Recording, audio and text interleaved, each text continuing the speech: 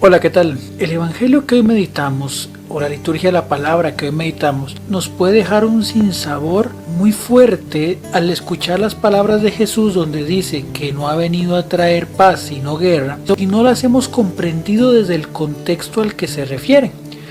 Bueno, el primera parte es que con esta lectura del Evangelio de San Marcos, del capítulo 10, versículo 34 al capítulo 11, versículo 1, pues principalmente el capítulo 10 cierra lo que se llama el discurso apostólico. El discurso apostólico lo hemos venido meditando a lo largo de ciertos días de la semana, donde Jesús da ciertas recomendaciones e invitaciones a aquellos que están dispuestos a hacer testimonio de Él, aquellos discípulos y apóstoles que están dispuestos a poder dar el mensaje del Evangelio claramente a aquellos que quieran escucharlo.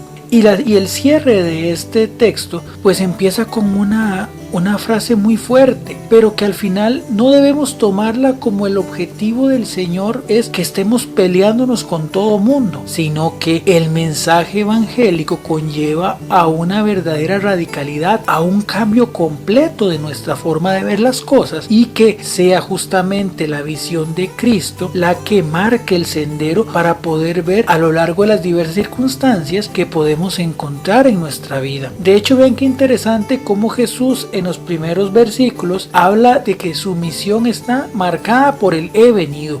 Jesús se acerca, busca al encuentro de aquellos que verdaderamente desean vivir según sus enseñanzas y sobre todo cambiar de su vida todo aquello que verdaderamente no está acorde al Evangelio. Entonces, dentro del contexto, pues a veces muy difícil entender eso del tema de la lucha y de la guerra, entendiendo también el contexto del evangelista en ese momento. Recordemos que el Evangelio, según San Mateo, es escrito principalmente para las comunidades cristianas que nacen del seno de la comunidad judía. Entonces, en el contexto en el que ellos viven, es muy marcado la gran diferencia entre aquellos que han decidido aceptar a Cristo como su Salvador y que han visto, aquellos judíos que han visto en Jesús al Mesías que tenía que venir, y aquellos judíos que verdaderamente no aceptaban que Cristo era el Mesías, sino que era un blasfemo, el cual murió justamente por sus pecados. Entonces pueden imaginarse el choque que eso ha producido dentro de las comunidades, al punto de que inclusive recordemos que en la historia cristiana los cristianos empezaron primero a escuchar en la sinagoga la palabra y después reunirse a la fracción del pan.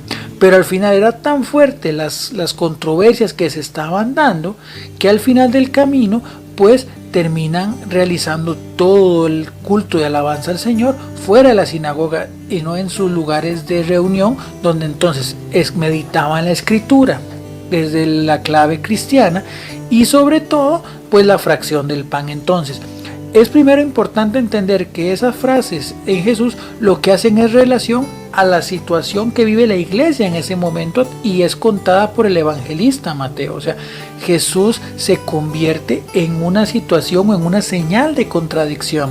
¿Por qué?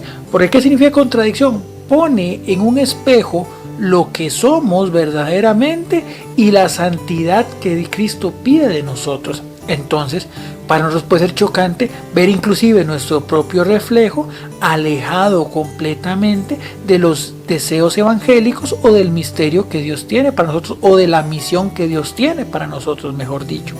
Entonces, por ahí es donde empieza ese texto y por eso deberíamos entenderlo, porque muchas veces es justamente nuestra misma cotidianidad, nuestra misma pues vivencia, la que a veces nos pone en contra de aquello que Cristo quiere para nosotros. Y es donde tenemos que valientemente enfrentarla y decir: no, yo soy de Cristo, a Cristo pertenezco y en Cristo quiero vivir. Entonces por ahí es donde empieza a tener un poquito más de sentido el texto que hoy meditamos, porque verdaderamente es una conversión completa la que Cristo quiere en nosotros. Quiere nuestra vida, no un espacio, no un momento, no un lugar, que inclusive es un momento que puede ser también signo de contradicción. ¿Por qué? Porque entonces no puede ser que puede ser que nos ocurra lo que hablaba la primera lectura del profeta Isaías, que estaba entre el capítulo 1, versículos del 10 al 17, donde el Señor dice: ¿qué me importan a mí todos tus sacrificios? Estoy harto de holocaustos de carneros y de grasa de becerros. Ya no quiero sangre de toros, corderos y cabritos. ¿A qué viene todo esto? Porque verdaderamente al final se estaba viviendo una hipocresía dentro del pueblo. Se ofrecían los sacrificios normalmente conforme restablecían las leyes propias de la religión judía, pero el corazón de las personas estaba alejado de Dios. Y es algo que actualmente nos puede pasar a nosotros. El Señor dice que verdaderamente muchas veces estamos viviendo una religiosidad, y en esa parte quiero tener cuidado con la palabra religión, sino que una religiosidad vacía a un simple cumplimiento, pero que deja de lado la verdadera razón de ser de esa conversión al Señor. Muchas veces podemos participar de las celebraciones eucarísticas o de nuestros cultos, porque sé que hay personas que no son católicas y también escuchan estos audios, y los cuales les agradezco y pido bendición para ellos. Y a veces habrá personas que participamos de nuestras diversas actividades religiosas, pero saliendo de las puertas del lugar, pues obviamente entramos en situaciones que no son verdaderamente de un hijo de Dios.